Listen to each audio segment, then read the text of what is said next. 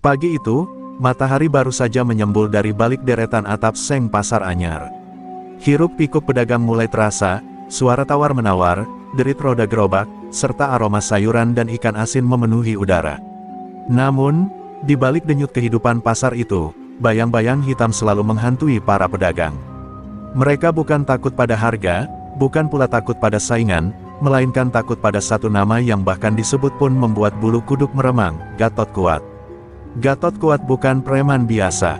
Tubuhnya tinggi besar seperti raksasa, dada bidang, dan kedua lengannya penuh dengan tato menyeramkan. Setiap langkahnya di lorong pasar disertai gemeretak sepatu bot yang seperti irama maut bagi para pedagang kecil. Di belakangnya, 4 anak buah setianya selalu mengikuti, Asep Bengis yang bermata dingin, Jabrik gergaji si beringas, Doyok gondrong dengan rambut sebahu dan tawa gilanya, serta Ucup serigala yang ahli dalam intimidasi psikologis. Setiap pagi, ritual memalak sudah menjadi bagian tak terpisahkan dari pasar.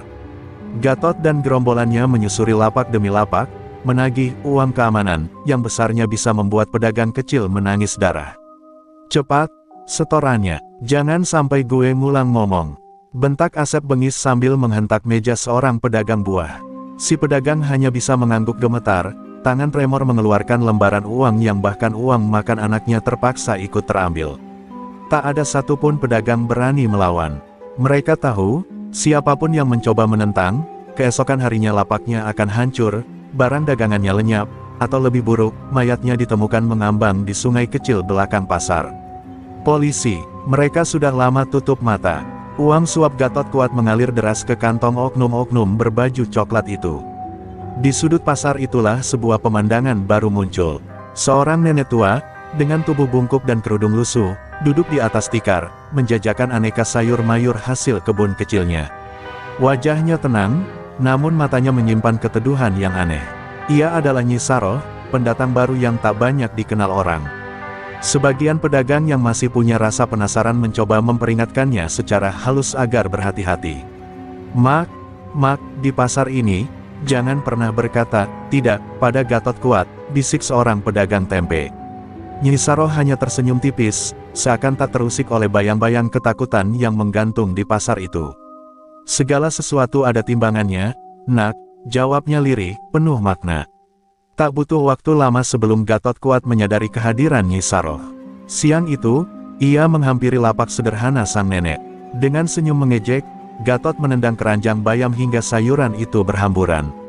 "Heh, Nek, baru jualan di sini, ya. Kalau mau aman, bayar iuran ke saya. 500.000 tiap minggu. Atau jangan harap bisa jualan di sini besok." Suaranya keras, mengundang tatapan iba dari pedagang lain. Nyi Saroh menatap dalam ke mata Gatot, sejenak membuat sang preman sedikit terusik.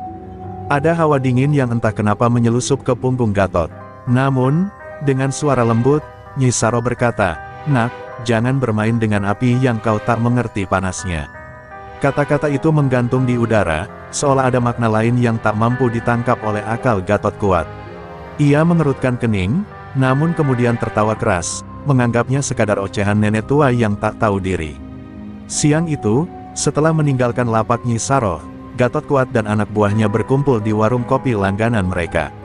Tawa mereka menggelegar, saling melempar lelucon tentang nenek tua yang berani-beraninya menasihati mereka.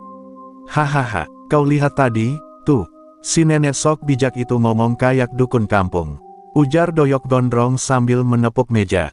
Ucup serigala menimpali dengan tawa melengkingnya, "Kalau dia masih berani jualan tanpa bayar, gue sendiri yang bakar lapaknya." Semua tertawa puas, merasa sudah menaklukkan calon korban baru. Namun, di tengah keriuhan mereka, Asep Bengis tampak sedikit gusar. Tapi itu, tatapan nenek itu aneh. "Serius gue, tadi kayak ada yang nusuk dari matanya. Dingin, kayak bukan manusia."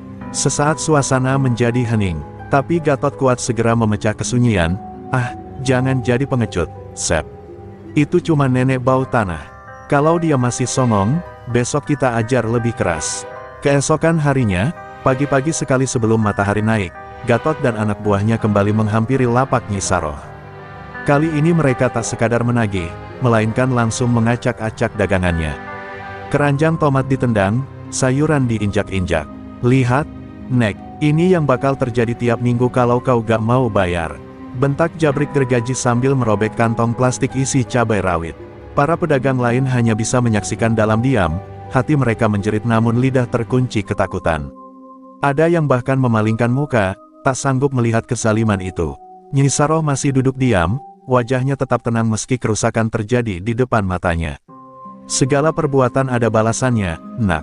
Langit tidak buta, ucapnya lirih, seakan bicara kepada angin. Gatot Kuat merunduk mendekat, menatap tepat di mata Nyi Saroh. Kau pikir ucapanmu itu bisa selamatkanmu? Ini pasar kami. Kalau besok kau masih berani jualan di sini, lapakmu bakal rata dengan tanah, Nek. Hembusan nafas Gatot yang bau rokok hampir menyentuh wajah Nyi Saroh, tapi sang nenek tetap tak bergeming. Justru sorot matanya semakin dalam, seolah menyelami kedalaman jiwa sang preman. Saat Gatot dan gerombolannya berbalik pergi, langit mendadak mendung padahal matahari baru saja naik. Angin bertiup pelan, membawa bisikan lirih yang tak jelas dari arah entah. Beberapa pedagang merasakan hawa aneh menyusup ke kulit mereka. Nyi Saroh menunduk pelan, jemarinya mulai membentuk gerakan samar, sebuah mudra tua yang sudah lama diwarisinya dari guru agungnya di kaki Gunung Salak. Di rumah tuanya malam itu, Nyi Saroh menyalakan dupa wangi. Ruangan sempit itu dipenuhi suara doa dan kidung kuno yang diucapkannya dengan suara pelan namun penuh tenaga batin. Ilmu langkah musti, turunlah, bisiknya dengan mata terpejam. Di hadapannya, sebongkah batu akik tua bersinar redup. Angin di dalam rumah berputar pelan, seperti kehidupan yang mulai menarik utang-utang karma mereka yang zalim. Ritual telah dimulai, dan Gatot Kuat beserta gerombolannya, tanpa mereka sadari, baru saja melangkah ke jurang yang tak mungkin mereka kembalikan lagi. Hukum alam yang tak pernah luput dari keseimbangan mulai berjalan perlahan. Malam itu, pasar masih tenang, namun bayang-bayang kegelapan mulai menyusup ke kehidupan para preman yang merasa tak tersentuh. Keesokan paginya, di tengah ramainya pasar, suasana terasa sedikit berbeda. Beberapa pedagang mulai berbisik-bisik sambil sesekali melirik ke arah lapak Nyi Saroh. Aneh, meskipun semalam lapaknya dihancurkan habis-habisan oleh Gatot dan anak buahnya, pagi ini lapak itu kembali rapi seperti sedia kala. Sayuran segar tersusun indah, seolah tak pernah disentuh kekacauan sebelumnya. Bagaimana mungkin, semalam aku lihat sendiri semua hancur, bisik seorang pedagang kue, wajahnya pucat. Nyi Saroh duduk tenang di tempatnya, seakan tidak terjadi apa-apa. Senyum tipisnya menebar ketenangan yang justru membuat beberapa orang merinding. Beberapa pedagang senior mulai merasa bahwa nenek tua itu bukanlah orang biasa. Dia bukan pedagang sembarangan, ada sesuatu dalam dirinya, bisik Pak Juhari, pedagang ayam yang sudah puluhan tahun mangkal di pasar itu. Sementara itu, Gatot Kuat yang baru datang bersama gerombolannya melihat pemandangan itu dengan dahi berkerut. Ia merasa seperti dipermainkan. Apa-apaan ini? Siapa yang bantu dia? Bentaknya geram. Doyok gondrong mencibir. Mungkin ada tukang sulap di pasar ini, tuh. Hahaha, namun, Asep bengis kembali menunjukkan kecemasannya. Tuh, serius, gue ngerasa ada yang gak beres sama nenek itu. Jangan-jangan, beneran dukun. Gatot membanting gelas kopi plastiknya ke tanah. Dukun, apa-apaan kalian ini? Tak ada dukun yang bisa lawan kita. Kita ini raja di sini. Ingat itu, serunya lantang, suaranya menggetarkan lapak-lapak sekitar. Beberapa pedagang yang mendengar hanya bisa menunduk, berusaha tak terlibat. Mereka tahu, semakin Gatot marah, semakin besar bencana yang akan terjadi. Malam harinya, di warung tuanya, Pak Juhari memberanikan diri menemui Nyi Saroh. Nek, mohon maaf. Saya tahu Gatot itu biadab, tapi, saya takut sesuatu yang buruk akan terjadi di pasar ini. Mereka itu kejam. Kalau perlu, saya bisa bantu bicara pada kepala pasar agar nenek dipindahkan ke lokasi lain yang lebih aman. Suaranya bergetar, antara takut dan iba. Nyi Saroh mengangguk pelan, menatap Pak Juhari dengan mata teduhnya. Terima kasih, nak. Tapi ketahuilah, bukan aku yang harus pergi dari sini. Setiap langkah manusia meninggalkan jejak. Jejak itu yang kini sedang mereka tabur sendiri. Sudah waktunya langit menyeimbangkan kezaliman. Kalimatnya membuat Pak Juhari tercekat, merasakan hawa dingin yang tak wajar di ruangan sempit itu. Di sisi lain kota, Gatot Kuat duduk termenung di rumahnya. Meskipun ia selalu berlagak kuat, malam itu ada gelisah aneh merayap di hatinya. Ia teringat tatapan mata Nyi Saroh yang dingin, menembus hingga ke dasar jiwanya. Tanpa ia sadari, roda balas dendam alam semesta mulai berputar, dan langkah-langkah gelap telah mengejarnya perlahan. Angin malam berhembus lembut di balik jendela, membawa bisikan samar yang membuat bulu kuduk Gatot berdiri. Langit tampak gelap pekat, bintang-bintang seakan bersembunyi. Dari kejauhan, suara lolongan anjing hutan terdengar panjang dan memilukan, seolah memberi pertanda bahwa awal dari bencana yang sesungguhnya sudah mulai menampakkan wujudnya. Malam itu, tepat ketika jarum jam menunjukkan pukul 12, angin bertiup pelan namun menusuk tulang. Di rumah kecilnya yang sederhana, Nyi Saro duduk bersila di depan meja kayu tua. Cahaya remang dari lampu minyak menari-nari mengikuti hembusan angin yang entah dari mana datangnya. Di depannya, dupa wangi menyala, asapnya mengepul membentuk pusaran aneh yang berputar perlahan ke langit-langit rumah. Malam ini bukan malam biasa, malam ini, langkah musti akan dibangkitkan. Dengan gerakan halus dan penuh kehati-hatian, Nyi Saro mulai merapalkan doa-doa kuno dalam bahasa yang nyaris tak lagi dikenal di dunia modern. Setiap suku kata yang terucap membawa getaran halus di udara, seperti alunan yang merambat ke dimensi lain. Ya Gusti, hamba memanggil warisan leluhur. Turunkan keadilanmu kepada mereka yang zalim, bisiknya, lirih namun dalam, seakan menyatu dengan semesta. Di sudut ruangan, sebuah kendi tanah liat berisi air bening bergetar pelan. Tetesan keringat dingin membasahi kening Nyi Saro, namun sorot matanya tetap tenang. Kedua tangannya mulai membentuk gerakan khas langkah musti, sebuah rangkaian mudra rahasia yang hanya diajarkan pada murid terpilih. Setiap gerakan jari membawa resonansi gaib, memanggil kekuatan alam yang tersimpan ratusan tahun lamanya. Saat mudra terakhir dibentuk, tiba-tiba angin kencang menerjang masuk ke ruangan, memadamkan lampu minyak. Namun, ruangan justru dipenuhi cahaya kebiruan yang keluar dari batu akik tua di hadapan Nyi Saro. Batu itu berdenyut seperti jantung hidup, seolah merespons panggilan tuannya. Waktu kalian telah tiba, bisik Nyi Saro dengan suara berat yang seakan bukan lagi miliknya. Di tempat lain, jauh di rumah masing-masing, para preman Gatot Kuat mulai merasakan sesuatu yang aneh. Asep Bengis yang tengah tertidur gelisah tiba-tiba menggeliat hebat. Nafasnya memburu, keringat dingin mengucur deras. Dalam mimpinya, ia melihat sosok bayangan hitam yang berjalan perlahan ke arahnya, dengan mata merah menyala dan langkah pasti yang menimbulkan suara detak seperti dentuman genderang perang. Jabrik gergaji yang sedang minum di warung remang-remang tiba-tiba merasa tubuhnya menggigil hebat. Suhu tubuhnya naik turun tak terkendali, seolah ada panas dan dingin yang saling berebut menguasai raganya. Doyok Gondrong pun merasakan telinganya berdengung, seakan ada bisikan gaib yang tak henti memanggil namanya dari balik kegelapan. Ucup serigala tak kalah parah, matanya mulai melihat bayangan-bayangan aneh di sudut-sudut ruangan yang kosong. Sementara Gatot Kuat, yang tengah duduk di kamarnya, mulai merasakan detak jantungnya tidak normal. Sesuatu yang tidak kasat mata perlahan menyusup ke dalam darah dan nadinya. Ia mengusap wajahnya, mencoba menepis rasa takut yang diam-diam mulai menancap. Namun, tatapan mata Nyi Saro yang dingin terus menghantuinya dalam benaknya, seperti bayangan yang menolak pergi. Di balik kegelapan malam itu, langkah musti telah diaktifkan sepenuhnya. Tidak ada jalan kembali. Hukum alam kini mulai berjalan dengan kekuatan yang tak bisa dihindari. Bukan sekadar kutukan, melainkan proses penghukuman perlahan, sebuah kematian yang diseret secara lambat, menyiksa tubuh dan jiwa hingga benar-benar tak bersisa. Dan mereka, para penguasa pasar yang sombong itu, baru saja menjadi korban pertamanya. Malam itu menjadi malam tergelap bagi Asep Bengis. Ia terbangun mendadak dari tidurnya, tubuhnya menggigil hebat seperti demam tinggi. Nafasnya memburu, matanya terbelalak, keringat dingin membanjiri seluruh tubuhnya. Astaga, apa ini? Gumamnya panik. Di sekeliling kamar, bayangan-bayangan hitam mulai menari, berputar perlahan seperti kabut pekat yang hidup. Udara terasa menyesakkan, seolah ada tangan gaib yang mencekik lehernya perlahan.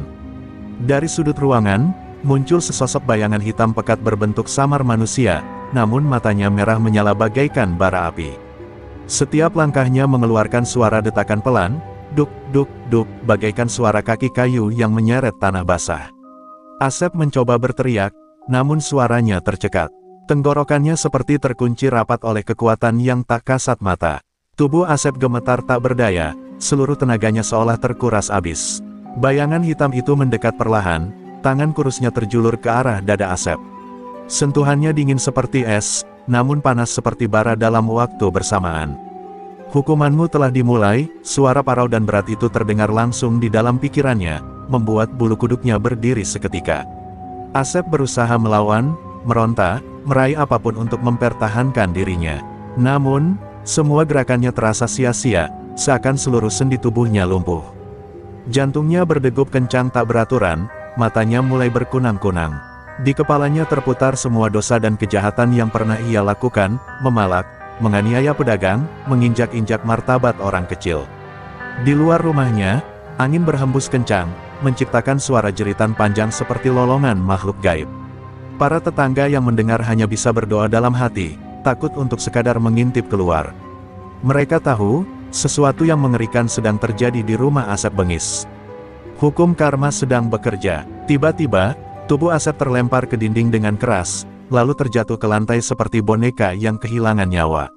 Mulutnya mengeluarkan busa putih, matanya melotot dengan tatapan kosong. Namun anehnya, ia masih hidup. Ia masih bisa merasakan setiap detik siksaan itu, namun raganya seakan lumpuh. Siksaan perlahan itu adalah bagian dari kutukan langkah musti, membunuh bukan dengan cepat, tapi dengan penderitaan yang mengiris-iris.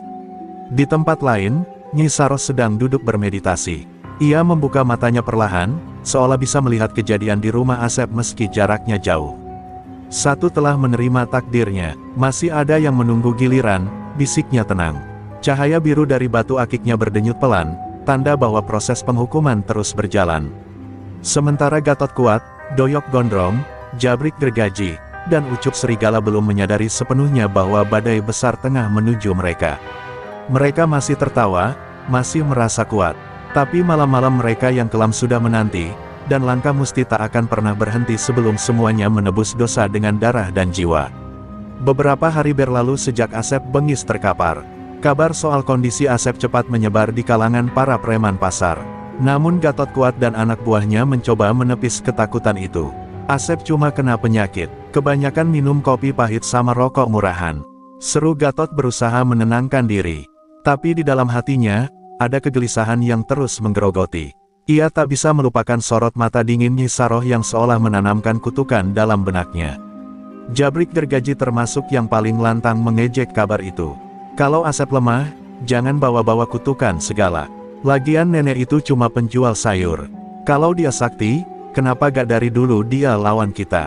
Hahaha, ujarnya sambil menepuk pundak Doyok Gondrong. Namun dalam hatinya, ia mulai merasa tubuhnya agak aneh. Tenggorokannya terasa kering, perutnya perih seperti ada yang menggerogoti dari dalam. Malam itu, Jabrik pulang larut setelah mabuk di warung tuak belakang pasar. Jalanan gelap sepi, hanya suara angin dan lolongan anjing liar yang terdengar. Saat melintasi gang sempit, tiba-tiba hawa dingin menusuk tulangnya. Langkah kakinya melambat, napasnya terasa berat. Dari ujung gang, samar-samar muncul bayangan hitam yang perlahan bergerak mendekatinya. Langkah bayangan itu terdengar jelas, duk, duk, duk, irama yang sama dengan mimpi Asep. Mata Jabrik membelalak. "Siapa lu?" teriaknya gemetar, mencoba bersikap garang. Tapi bayangan itu hanya diam, matanya menyala merah, menatap langsung ke dasar jiwa Jabrik. Tubuh Jabrik mulai kaku, lututnya lemas. Ketakutan yang belum pernah ia rasakan menyelimuti seluruh raganya. Tiba-tiba, hawa panas menyelimuti tubuhnya. Kulitnya terasa seperti terbakar dari dalam, namun saat disentuh, kulitnya tetap dingin. Ia meronta, berusaha berlari, namun setiap langkah seolah menancap ke tanah. Udara seakan mengental, menariknya kembali ke tempat semula. Dalam kepalanya, suara serak bergema, "Semua kezalimanmu disaksikan langit, kini kau membayar cicilan pertamamu." Dari kedua telinganya mulai keluar darah segar, hidungnya mengucurkan cairan hitam kental seperti oli. Matanya memerah, dan tubuhnya mulai bergetar hebat. Jabrik jatuh berlutut, menjerit tanpa suara, seperti kerongkongannya dicekik dari dalam. Bayangan hitam itu merentangkan tangannya, lalu perlahan lenyap ditelan kegelapan malam. Keesokan paginya, warga menemukan Jabrik tergeletak di tengah gang dengan tubuh gemetar tanpa henti. Matanya kosong, bibirnya terus komat kamit tak jelas. Semua orang hanya bisa bergidik ngeri. Para preman yang biasanya ditakuti, kini satu persatu tersungkur dalam siksaan gaib yang mengerikan. Pedagang pasar mulai berbisik, langkah musti sudah mulai memakan korban. Di sudut rumahnya, Nyi Saroh kembali membuka mata. Aroma dupa semakin pekat. Batu akiknya kembali berdenyut, kali ini lebih terang. Satu lagi telah masuk perangkapnya. Tinggal menunggu giliran berikutnya, ucapnya tenang. Sementara di langit yang mendung, kilatan petir menyambar seolah mengukuhkan bahwa keseimbangan alam perlahan sedang ditegakkan. Setelah jatuhnya Jabrik gergaji, suasana di kalangan preman pasar semakin mencekam. Gatot Kuat mulai gelisah, tapi berusaha tetap tegar di depan anak buahnya. Namun Doyok Gondrong justru makin gelisah dari hari ke hari. Bayangan wajah pucat Jabrik yang kini hanya bisa bergumam seperti orang gila terus terbayang dalam pikirannya. Tuh, kita harus berhenti. Ini udah gak wajar, tuh.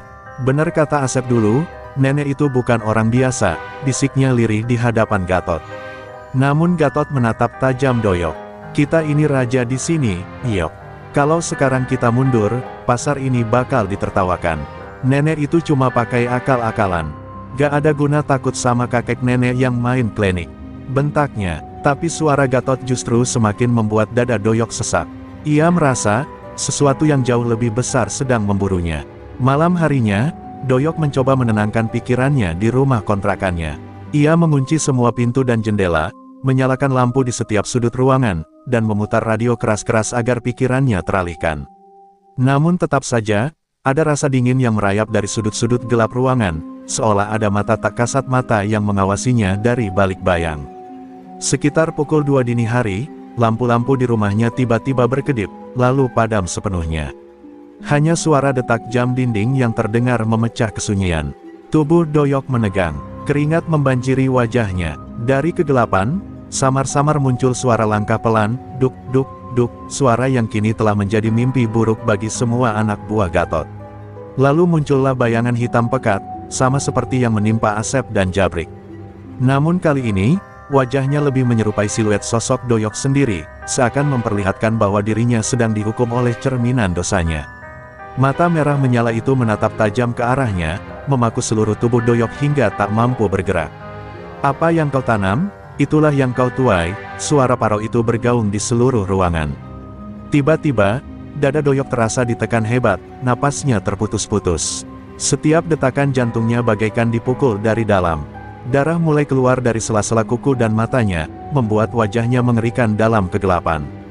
Doyok terjatuh, tubuhnya kejang-kejang hebat, mulutnya menganga tanpa suara. Perlahan bayangan itu memudar, meninggalkannya dalam siksaan mengerikan yang masih berlanjut. Keesokan paginya, warga menemukan Doyok dalam kondisi setengah lumpuh, matanya kosong, dan hanya mampu berbisik lirih, "Maaf, Nyi Saroh, ampun." Sementara itu, dari balik dinding bambunya, Nyi Saroh menatap keluar. Cahaya bulan menerpa wajahnya yang penuh wibawa. Batu akiknya kembali berdenyut pelan, seakan menyimpan kekuatan yang belum sepenuhnya dikeluarkan. 3 sudah jatuh, kini tinggal 2, semesta akan menuntaskan sisanya, ucapnya lirih, menyatu dengan bisikan malam yang semakin dingin. Ucup serigala duduk di sudut warung kopi pasar dengan tangan gemetar memegang gelas. Mata tajamnya kini redup, dipenuhi bayangan ketakutan. Ia menyaksikan sendiri bagaimana Asep bengis, Jabrik gergaji, dan Doyok Gondrong kini menjadi mayat hidup yang merangkak perlahan menuju kematian. Ini bukan kebetulan, ini kutukan, bisiknya pada dirinya sendiri. Namun ia mencoba menepis pikirannya dengan menenggak kopi pahit yang sudah dingin. Saat itu, Gatot Kuat datang menghampiri, mencoba tetap menjaga wibawanya. "Kap, lu jangan lemah kayak yang lain. Ini semua kebetulan. Asep emang udah sakit, Jabrik kena ayan, Doyok lemah mental. Kita masih kuat," katanya dengan suara berat. Namun tatapan Ucup kosong. Ia tak mampu lagi percaya. Teror itu seperti bayangan gelap yang kini terus membayanginya, bahkan di siang bolong sekalipun. Malam harinya, Ucup mencoba bertahan. Ia menaburkan garam di sekeliling rumah, menyalakan dupa, dan menggantungkan raja dari dukun pasar yang ia sewa. "Gua gak akan jatuh kayak mereka," gumamnya. Namun jauh dalam hatinya, ia tahu semua itu sia-sia. Karena sejak malam sebelumnya, mimpi buruk mulai datang, selalu tentang bayangan hitam bermata merah yang melangkah perlahan ke arahnya. Saat waktu menunjukkan pukul 2 dini hari, udara dalam rumah mendadak berubah dingin menusuk tulang. Dupa yang menyala tiba-tiba padam. Angin menderu dari jendela yang terkunci rapat, disertai suara langkah berat yang mendekat, duk, duk, duk. Irama kutukan itu kembali mengisi rumah. Ucup membeku di atas ranjang, tubuhnya kaku, matanya melotot ketakutan. Dari sudut ruangan, muncul sosok bayangan kelam itu, lebih besar dan lebih tebal dari sebelumnya.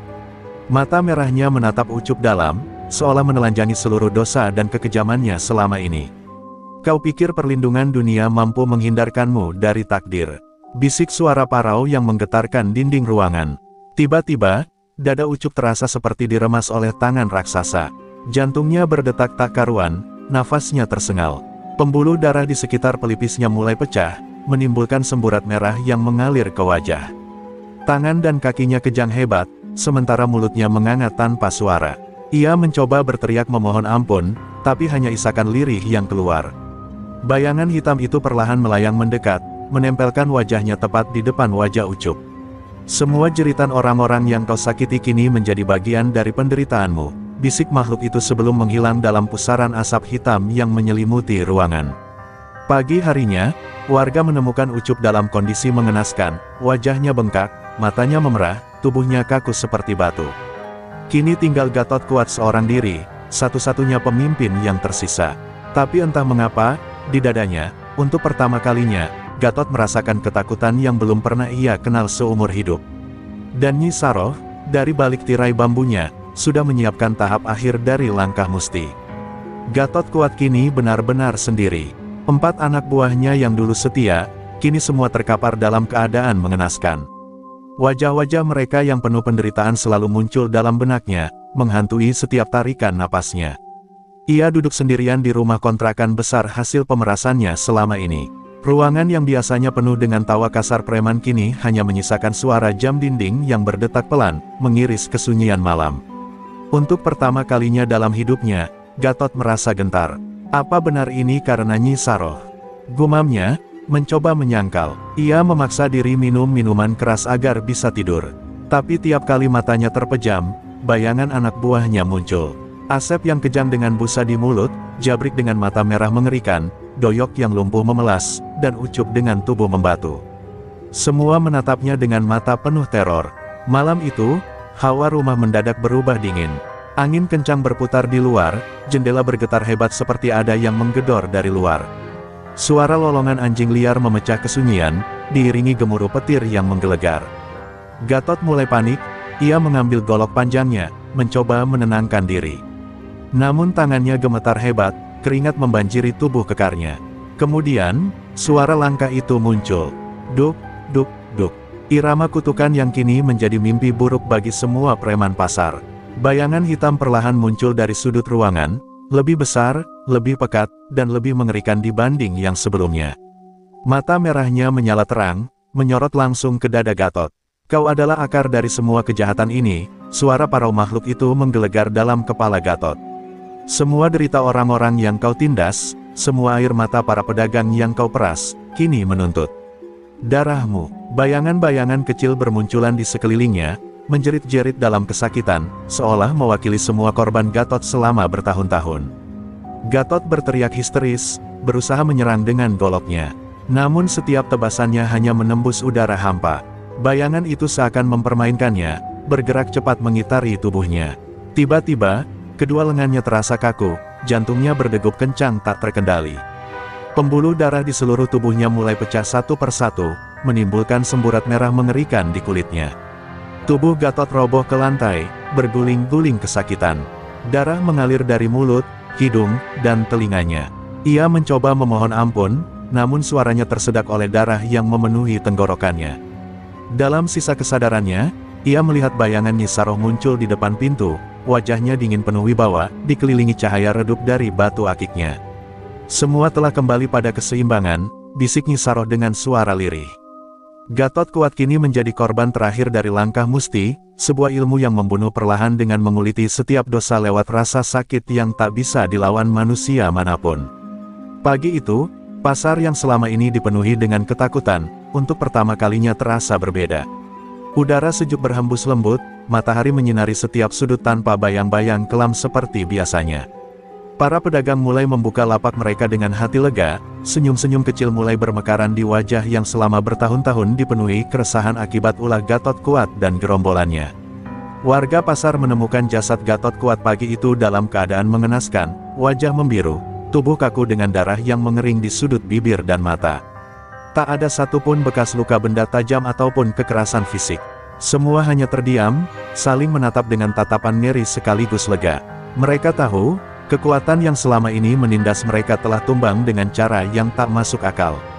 Pak Lurah, yang sejak awal tak berani melawan Gatot, kini berdiri di depan kerumunan. "Sudah selesai, semua sudah berakhir," ucapnya dengan suara serak. Perlahan, warga mulai berani menyingkirkan bayang-bayang ketakutan yang selama ini mencekik. Warung-warung kecil yang dulu diperas kini bebas berdagang, anak-anak kecil kembali berlari riang di lorong-lorong pasar. Di kejauhan, Nyai Saro berdiri di depan lapak sayurnya yang sederhana. Tatapannya tenang, bibirnya tersenyum tipis melihat kedamaian yang kembali menyelimuti pasar. Batu akik yang tergantung di lehernya memancarkan kilau redup, seakan puas telah menuntaskan semua urusan. Ia kembali melayani pembelinya dengan ramah, seperti tak pernah terjadi apa-apa. Beberapa warga menghampirinya, memberikan salam hormat penuh hormat dan rasa syukur. "Terima kasih, Nyai Saro, berkat sampean, kami bisa kembali hidup tenang," ujar salah seorang pedagang tua sambil menunduk dalam-dalam. Nyai Saro hanya mengangguk, matanya teduh menatap mereka, tanpa sepatah kata pun. Namun jauh di lubuk hatinya, Nyai Saro tahu bahwa keseimbangan tak boleh diganggu. Langkah Musti hanyalah peringatan bagi siapa saja yang menindas yang lemah. Ia bukan mencari kekuasaan, melainkan menegakkan keadilan yang dilupakan oleh manusia serakah. Malam harinya, ketika semua warga tidur lelap, Nyai Saro kembali duduk di ruang bambunya, menyalakan dupa, dan menatap batu akik yang kini kembali redup. "Semoga tak ada lagi yang mengusik keseimbangan ini," bisiknya pelan. Di luar, suara jangkrik malam bersenandung tenang, menandakan bahwa teror itu kini benar-benar telah berakhir. Namun entah mengapa, di sudut kegelapan, bayangan hitam kecil masih tampak bergerak pelan. Seolah menjadi peringatan bahwa ilmu langkah Musti tetap hidup, menunggu siapa lagi yang berani mengusik keseimbangan di tanah itu. Beberapa bulan berlalu sejak kematian Gatotkaca, pasar kembali hidup dengan damai. Namun, ketenangan itu tak berlangsung lama. Di suatu sore yang mendung, sebuah mobil hitam mewah berhenti di ujung pasar. Dari dalamnya keluar seorang pria bertubuh kekar, berkepala pelontos, dengan mata tajam seperti elang. Dialah Arman Kobra, mantan preman besar dari luar kota yang mendengar kosongnya kekuasaan di pasar ini. Arman memandangi pasar dengan sorot mata penuh perhitungan. Tempat yang empuk, semua sudah takut pada bayang-bayang Gatot. "Sekarang, waktunya aku yang berkuasa di sini," gumamnya dingin. Ia mulai mengumpulkan beberapa pemuda pengangguran, membentuk kembali kelompok preman yang mulai menebar teror secara perlahan. Awalnya mereka hanya menarik iuran kecil, tapi tak butuh waktu lama sebelum metode kekerasan mulai kembali merajalela. Beberapa pedagang yang berani menolak, dipukuli hingga babak belur. Rasa takut kembali merayap di hati warga pasar. Bisik-bisik mulai terdengar, Arman Kobra lebih kejam dari Gatotkaca. Pak Lurah kembali dibuat bingung dan ketakutan. Ia sudah pernah merasakan apa artinya melawan preman, apalagi sekarang muncul pengganti yang jauh lebih sadis. Warga kembali mengingat Nyai Saro. Mereka mulai berdatangan ke lapak sayurnya, berharap keajaiban yang sama bisa kembali terjadi. Nyai Saro, yang selama ini kembali hidup sederhana, hanya mengangguk tenang saat mendengar keluhan warga. "Keadilan tidak tidur, yang mengusik keseimbangan, cepat atau lambat akan menuai akibatnya," ucapnya dengan suara lirih namun dalam. Ia tahu, langkah Musti kembali harus disiapkan. Malam harinya, Nyai Saro masuk ke ruang bambunya, menyalakan dupa, dan membuka kembali kitab pusaka peninggalan leluhurnya. Batu akik yang selama ini tenang mulai bergetar halus, seakan merasakan panggilan baru. "Kau akan kembali bekerja, Nak," bisiknya pada batu akik itu. Di tempat lain, Arman Kobra bersama anak buah barunya sedang merayakan kemenangannya. Mereka tertawa puas sambil menghabiskan botol-botol minuman keras. Mereka tak menyadari bahwa jejak langkah mereka kini sudah mulai diamati oleh kekuatan yang tak bisa mereka lawan, kekuatan langkah Musti yang pelan-pelan kembali bangkit dari tidur panjangnya. Kabar tentang Nyai Saro yang kembali bergerak sampai ke telinga Arman Kobra. Alih-alih takut seperti Gatotkaca dan anak buahnya dahulu, Arman justru tertawa keras. Perempuan tua itu, ilmu gaib, hahaha, ini cuma cerita kampungan yang dipakai buat nakut-nakutin bocah. Katanya sambil membanting botol minuman ke lantai hingga pecah. Anak buahnya ikut tertawa, merasa punya pemimpin yang tak gentar pada klinik. Namun, malam itu, saat Arman tidur, ia merasakan hawa dingin menusuk tulang.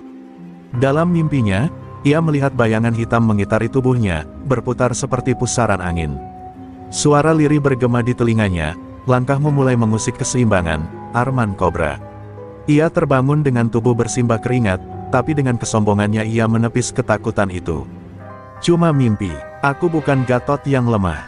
Keesokan harinya, Arman memutuskan melakukan sesuatu yang tak pernah terpikirkan oleh siapapun, ia menantang Nyi Saroh secara terbuka. Dengan megafon, ia berdiri di tengah pasar, berteriak lantang, Nyi Saroh. Kalau memang ilmu gaibmu hebat, keluar kau. Lawan aku, jangan sembunyi di balik asap dupa. Suaranya menggema, membuat seluruh pedagang menunduk ngeri. Warga pasar gemetar, mereka tahu, Arman sudah melewati batas. Menantang Nyi Saroh bukan seperti menantang manusia biasa. Mereka hanya bisa saling berbisik penuh kecemasan, berharap wanita tua itu tak murka. Namun, Nyi Saroh tetap duduk tenang di dalam ruang bambunya. Matanya terpejam, wajahnya tenang, namun tangan kanannya mulai memegang batu akik yang berdenyut pelan. Di langit, awan hitam perlahan mulai menumpuk. Angin menderu kencang, debu-debu beterbangan menutupi sebagian cahaya matahari. Suasana pasar berubah mencekam dalam hitungan menit. Para pedagang buru-buru menutup lapak, meninggalkan Arman yang tetap berdiri dengan pongah di tengah lapangan kosong. Nyi Saroh akhirnya keluar dari bilik bambunya, melangkah perlahan. Tatapannya tajam, penuh wibawa. Suara angin seolah tunduk ketika ia berjalan. Arman Kobra, ucapnya pelan, tapi cukup keras untuk menggema ke seluruh penjuru pasar. Kau telah membuka pintu yang seharusnya tetap tertutup. Kau kira dirimu lebih kuat dari hukum alam. Arman mendengus sinis, aku tak percaya tahayulmu, Nyi Saroh. Aku yang berkuasa di sini sekarang. Namun kata-katanya baru saja selesai terucap, tiba-tiba tubuhnya terasa berat. Angin berputar lebih kencang, suara lolongan anjing terdengar dari berbagai arah, dan langit semakin menghitam. Batu akik di tangan Nyi Saroh kini memancarkan cahaya merah darah. Mulailah, langkah musti, bisik Nyi Saroh. Bayangan-bayangan hitam mulai berputar di sekitar Arman, membentuk pusaran yang semakin menyempit. Warga yang melihat hanya bisa menutup wajah, menahan napas menyaksikan permulaan teror baru yang jauh lebih dahsyat dari sebelumnya. Pusaran angin hitam terus mengelilingi tubuh Arman Kobra, semakin lama semakin kencang. Tanah di bawah kakinya mulai retak, suara gemuruh dari langit bagai genderang perang dari alam gaib. Arman mencoba berdiri tegak, namun kakinya mulai gemetar, keringat dingin membanjiri wajahnya. Bayangan-bayangan samar mulai muncul di dalam pusaran itu, wajah-wajah korban yang pernah ia tindas, pedagang yang dipukulinya, wanita yang diperasnya, bahkan anak-anak kecil yang ditakut-takutinya. Bayangan itu melayang-layang, menatap Arman dengan tatapan penuh dendam. Suara tangisan dan jeritan samar memenuhi udara, menusuk langsung ke telinga Arman, membuatnya mulai menutup telinga dengan kedua tangannya. Namun suara itu justru semakin keras, seakan menggema dari dalam kepalanya sendiri. Kau pikir semua ini tidak ada balasannya, Arman? Suara gaib itu berbisik tajam. Tubuh Arman mulai mengalami perubahan aneh. Pembuluh darah di lehernya menonjol, matanya memerah, kulitnya perlahan berubah kebiruan. Jantungnya berdetak begitu cepat, nyaris pecah, membuat napasnya tersengal-sengal. Ia mencoba berteriak meminta ampun, namun mulutnya terkunci rapat oleh kekuatan gaib yang tak kasat mata. Tubuhnya bergetar hebat, seperti ada sesuatu yang mencoba merobek dari dalam. Anak buah Arman yang menyaksikan dari kejauhan hanya bisa berlutut ketakutan, tak berani mendekat. Mereka melihat pemimpinnya menggeliat tak berdaya di tengah pusaran hitam, seperti seekor binatang yang sedang dikuliti hidup-hidup. Beberapa dari mereka mulai menangis, menyadari betapa mengerikannya kutukan langkah musti itu. Nyi Saroh tetap berdiri tegak, wajahnya dingin tanpa belas kasihan. Inilah harga dari kesombongan dan kesaliman, ucapnya lirih. Cahaya batu akik di tangannya kini semakin menyilaukan, seakan menyerap seluruh energi jahat yang selama ini memenuhi pasar. Suasana di sekeliling terasa berat, seakan seluruh alam ikut menunduk menyaksikan penghakiman itu. Pusaran itu akhirnya berhenti tiba-tiba. Tubuh Arman terlempar ke tanah, menggeliat sebentar sebelum akhirnya kaku tak bergerak. Wajahnya pucat membiru, matanya melotot kosong ke langit. Tak ada satupun luka fisik, tapi jiwanya telah dikoyak dari dalam oleh kekuatan yang tak mampu ia lawan. Kutukan langkah musti telah merenggut nyawanya dengan cara paling perlahan dan menyiksa. Hening, seluruh pasar membeku dalam diam. Hanya suara angin pelan yang kini kembali berhembus, membawa serta sisa-sisa aura kelam yang perlahan memudar. Nyi Saroh memejamkan mata, menarik napas panjang. Semoga ini yang terakhir, bisiknya. Ia tahu, sekali lagi keseimbangan telah ditegakkan, namun bayangan ancaman selalu bisa kembali kapan saja. Di balik awan yang mulai cerah, cahaya matahari pagi menembus langit. Warga pasar satu persatu keluar dari persembunyian mereka, menatap tubuh Arman yang tak bernyawa. Mereka tahu, legenda Nyi Saroh dan ilmu langkah musti akan kembali melegenda, menjadi kisah yang terus diceritakan dari generasi ke generasi. Setelah kematian Arman Kobra, pasar kembali hening seperti semula. Para pedagang mulai membuka lapak mereka dengan perasaan lega, namun bayang-bayang ketakutan masih menggantung di hati mereka. Meskipun ancaman telah disingkirkan, sisa-sisa trauma dari dua penguasa keji, Gatot Kuat dan Arman Kobra, masih membekas kuat. Orang-orang berbicara pelan, seolah takut membangunkan kembali mimpi buruk yang baru saja berlalu. Pak Lurah berdiri di tengah kerumunan, mencoba memberi semangat kepada warganya. Sekarang pasar kita bebas, tak ada lagi pemalak, tak ada lagi kekerasan. Kalian bisa berdagang dengan tenang. Ucapannya disambut anggukan kecil, namun tatapan mata mereka masih menyimpan waspada. Semua sadar, ketenangan ini terasa rapuh, seperti benang tipis yang mudah putus jika ada yang kembali berniat jahat. Di sudut pasar, Nyi Saroh kembali ke lapaknya. Ia menata sayur-sayurannya seperti biasa, seakan tak pernah terjadi apapun. Namun sorot matanya lebih dalam dari biasanya. Batu akik yang tergantung di lehernya kini terlihat lebih gelap, seolah menyerap semua energi kelam yang baru saja dilenyapkan. Nyi Saroh tahu, setiap kali ia memanggil langkah musti, ada harga yang harus dibayar. Beberapa warga masih sering menghampiri Nyi Saroh, mengucapkan terima kasih sekaligus meminta perlindungan. Tapi Nyi Saroh hanya menjawab dengan tenang, selama kalian berjalan di jalan yang benar, tak ada yang perlu ditakutkan. Namun jika keserakahan kembali merajalela, alam akan menyeimbangkan dirinya sendiri. Kata-kata itu menjadi pengingat sekaligus peringatan bagi siapapun yang mendengarnya. Malam-malam di pasar kini kembali sunyi. Tapi setiap hembusan angin malam, setiap suara ranting yang patah, selalu membuat beberapa warga terlonjak dalam ketakutan seolah bayang-bayang kekuatan gaib itu masih mengintai. Mereka sadar, bukan hanya manusia yang bisa menebar teror, tapi juga kekuatan gaib yang tak bisa dijinakkan. Nyi Saroh sendiri kadang termenung memandang langit malam. Ia sadar, kekuatan langkah musti bukan sekadar warisan leluhur, melainkan bagian dari keseimbangan alam yang tak boleh dipermainkan. Ia hanyalah perantara, penjaga keseimbangan, dan bukan penguasa. Setiap penggunaan ilmunya mengikis sedikit demi sedikit tenaganya. Beberapa orang luar yang mendengar kisah tentang Nyi Saroh mulai berdatangan. Ada yang ingin belajar, ada yang penasaran, bahkan ada pula yang tergiur ingin merebut ilmunya. Tapi Nyi Saroh selalu menolak. Ilmu ini bukan untuk ambisi. Ini hanya untuk menegakkan keseimbangan, jawabnya tegas. Namun, di tempat lain yang jauh dari pasar, di sudut kota, seseorang tengah mengamati semua kejadian ini. Seorang pria berjubah hitam dengan mata merah menyala, tersenyum tipis. Ilmu langkah musti, akhirnya aku tahu di mana keberadaannya. Waktunya aku datang mengambil apa yang seharusnya menjadi milikku. Ancaman baru pun mulai mengintai dari kegelapan. Malam itu, hujan deras mengguyur pasar.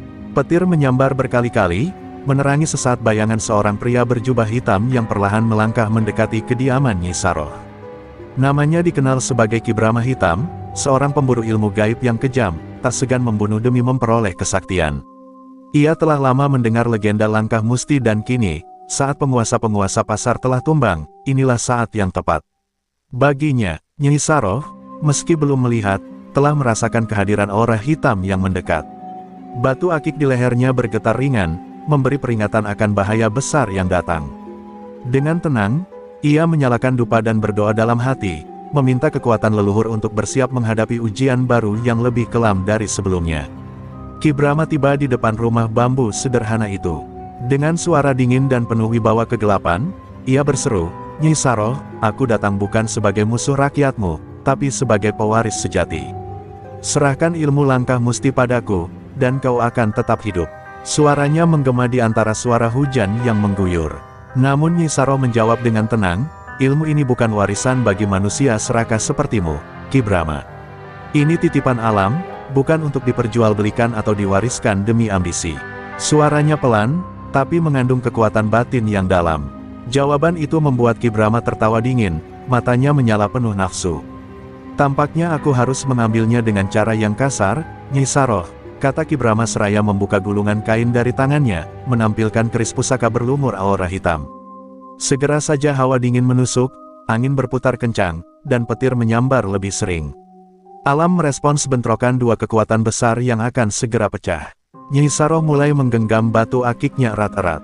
Langkah kakinya perlahan mengitari Ki Brahma dalam gerakan melingkar. Itulah awal dari jurus langkah musti. Setiap langkah yang diambilnya menciptakan gelombang energi yang menahan kekuatan hitam Ki Brahma, membuat pusaran angin di antara mereka membentuk dinding tak kasat mata. Pertarungan dua kekuatan ini bukan sekadar adu tenaga, melainkan pertarungan batin, kesabaran, dan kemurnian niat. Ki Brahma terus melancarkan serangan gaib, namun setiap kali hantamannya mendekat, pusaran langkah musti memantulkannya kembali, membuatnya terhuyung. Wajahnya mulai menunjukkan kekesalan, namun ambisinya membuatnya terus menyerang. Dalam hati Nyai Saroh berdoa, leluhurku, berikan aku kekuatan menjaga keseimbangan ini. Ia tahu, bentrokan malam ini adalah pertarungan pamungkas. Nasib pasar dan seluruh warga kini bergantung pada siapa yang akan bertahan dalam duel gaib yang tak hanya menguji ilmu, tapi juga kekuatan hati. Petir mengoyak langit malam ketika pusaran angin semakin membesar. Ki Brahma mengerahkan seluruh ilmunya, memanggil kekuatan gaib dari keris pusakanya. Aura hitam pekat membungkus tubuhnya, membentuk perisai gelap yang terus menerobos pusaran langkah musti. Serahkan saja, Nyai Saroh. Tak ada yang bisa melawan takdirku, teriak Ki Brahma dengan suara bergetar penuh amarah. Nyai Saroh tetap berdiri tenang di tengah pusaran energi yang diciptakannya. Setiap gerak kakinya membentuk pola sempurna di tanah basah, menciptakan lingkaran pelindung yang semakin kuat. Takdir bukan milik mereka yang tamak, Ki Brahma. Ilmu ini menjaga keseimbangan, bukan menjadi alat penguasa kegelapan, jawabnya lirih, namun kekuatannya terus mengalir dari leluhur yang diam-diam menguatkan jiwanya. Ki Brahma melompat menerobos pusaran, mengayunkan keris pusakanya ke arah Nyai Saroh. Namun sebelum bila keris itu menyentuh tubuhnya, angin yang dibentuk oleh langkah musti berubah menjadi dinding energi bening. Kilatan cahaya meledak, menghentikan serangan itu seketika. Tubuh Ki Brahma terpental keras, menghantam pohon besar di pinggir halaman. Namun ia belum menyerah. Ki Brahma bangkit, darah mengalir dari sudut bibirnya. Dengan napas terengah-engah, ia mulai merapal mantra pamungkasnya. Tanah bergetar, angin kencang membentuk sosok bayangan hitam raksasa di belakangnya. Ini kekuatan tertinggiku, bahkan langkah mustimu takkan mampu menahan serangan terakhir ini, teriaknya dengan mata merah menyala. Nyai Saroh menutup mata, ia sadar, saatnya mengerahkan inti kekuatan langkah musti, pengorbanan jiwa dan raga demi menyeimbangkan kekuatan alam. Tubuhnya mulai mengeluarkan cahaya kemasan. Setiap langkah yang diambilnya membentuk simbol-simbol pusaka leluhur di tanah. Pusaran angin berubah menjadi tiupan lembut penuh cahaya yang menyelimuti sosok Ki Brahma dan bayangan kegelapannya. Bayangan raksasa hitam itu mulai bergetar, lalu memudar perlahan. Suara-suara gaib yang selama ini menaungi Ki Brahma mengerang kesakitan, tertarik oleh pusaran cahaya kemasan Nyai Saroh. Ki Brahma sendiri mulai berteriak, tubuhnya tak mampu menahan energi terang yang menembus pertahanannya. Tidak, jeritnya, hingga akhirnya tubuhnya meledak menjadi kepulan asap hitam yang lenyap di sapu angin. Hujan pun berhenti seketika, langit perlahan cerah, menyisakan bintang-bintang yang bersinar tenang. Nyai Saroh terduduk lemas, wajahnya pucat, tapi matanya tetap tajam. Ia telah berhasil menjaga warisan ilmunya, menjaga keseimbangan yang hampir runtuh.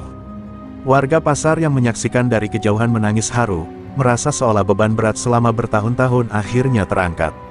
Pak Lurah dan para warga berlari menghampiri Nyai Saroh. Mereka mengangkat tubuh ringkihnya dengan penuh hormat. "Ibu, engkau telah menyelamatkan kami," ujar Pak Lurah sambil menahan tangis. Nyai Saroh hanya tersenyum samar. Dalam hatinya, ia tahu langkah musti telah menuntaskan tugasnya, setidaknya untuk sementara waktu.